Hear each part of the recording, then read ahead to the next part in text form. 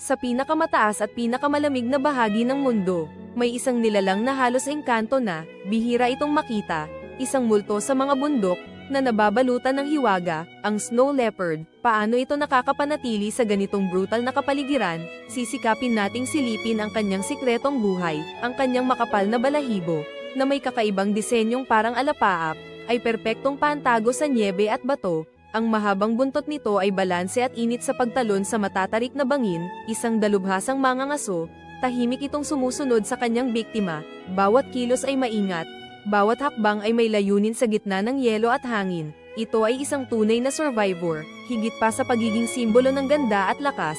Ang snow leopard ay mahalagang bahagi ng balanse ng ekosistema ng bundok, ngunit ang kanyang mundo ay nanganganib, ang pagkawala ng tirahan, pangangaso, at pagbabago ng klima ay naglalagay sa kanyang buhay sa alanganin. Kailangan natin itong protektahan. Ang pagligtas sa kanila ay hindi lamang tungkol sa hayop, kundi sa pagpapanatili ng hiwaga ng ating natural na mundo.